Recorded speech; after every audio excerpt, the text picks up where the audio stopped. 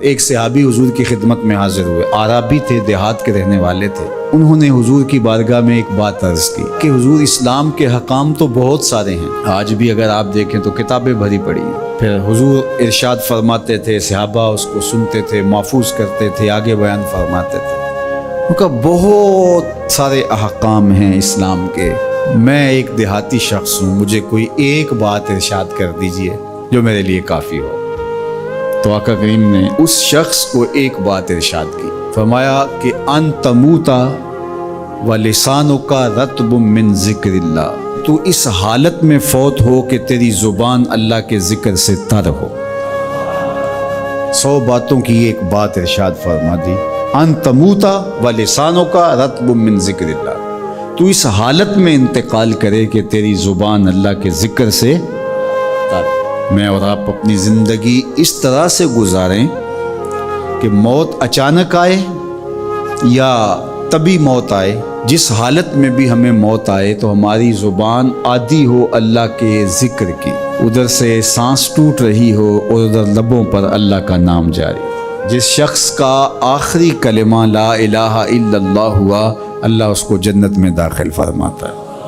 اور کتنے خوش نصیب لوگ ہوتے ہیں کہ مرتے ہوئے جن کے لبوں پر اللہ کا باقاعدہ نام آتا ہے، اللہ کا ذکر ان کے لبوں کا وظیفہ ہوتا ہے۔ اور کچھ لوگ ان کو تلقین بھی کریں تو زبان پہ اللہ کا نام نہیں آ پاتا۔ اور ان میں سے ایک وہ شخص جو شراب کا عادی ہے یا کسی بھی نشہ آور چیز کو لیتا ہے، تو ایسے شخص کو مرتے ہوئے کلمہ نصیب نہیں ہوتا۔ جو اس کو دنیا کے اوپر سزائیں دی جاتی ہیں، ان سزاؤں میں سے ایک سزا یہ ہے کہ مرتے ہوئے اس کے لبوں پہ کلمہ نہیں آتا۔ اور علماء نے یہ بھی لکھا ہے کہ جو بے نماز ہے، نماز نہیں پڑھتا، مرتے ہوئے اس کے لبوں پہ بھی کلمہ جاری نہیں ہوتا۔ اللہ اکبر۔ تو ایک جامع بات ارشاد کر دی کہ ان تموتا ولسانک رطب من ذکر اللہ، تو اس حالت میں فوت ہو کہ تیری زبان اللہ کے ذکر سے تر ہو۔ قرآن مجید میں ہمیں اللہ تعالیٰ نے یہ بھی حکم دیا ہے کہ مجھے یاد کرو، اور یہ بھی حکم دیا ہے کہ مجھے فراموش نہ کرو۔ وَلَا تَكُونُوا كَالَّذِينَ نَسُوا اللَّهَ فَأَنسَاهُمْ أَنفُسَهُمْ أُولَٰئِكَ هُمُ الْفَاسِقُونَ، ان لوگوں کی طرح نہ ہو جانا جنہوں نے اللہ کو فراموش کر دیا، اللہ کو بھول گئے۔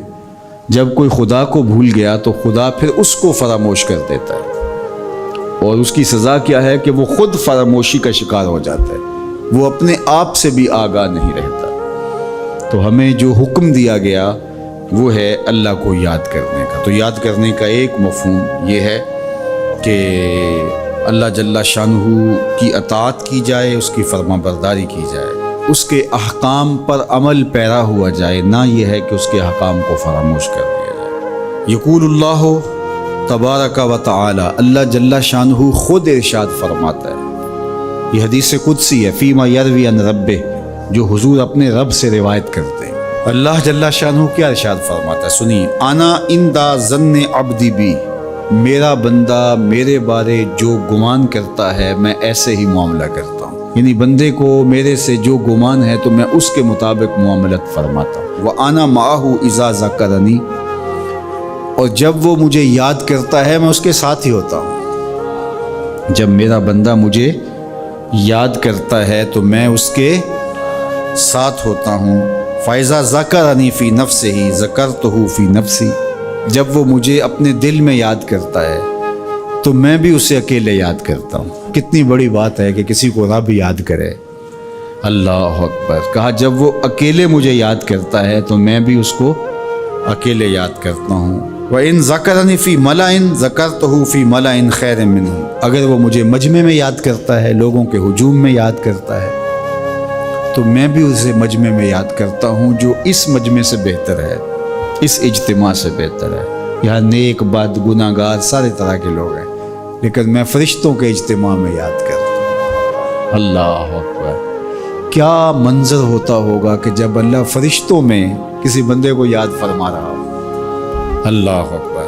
اور ایک حدیث میں جو ہے وہ اس کے پھر آگے لفظ جو ہے یہ ہیں، میرا بندہ میری طرف اگر ایک بالشت چل کے آتا ہے تو میں ایک ذرا آتا ہوں، اور میرا بندہ میری طرف اگر 1 قدم آتا ہے 70 قدم آتا ہوں، اور اگر میرا بندہ میری طرف چل کر آتا ہے اتیت ہو ہر والا، میری رحمتیں دوڑ کے استقبال کرتی۔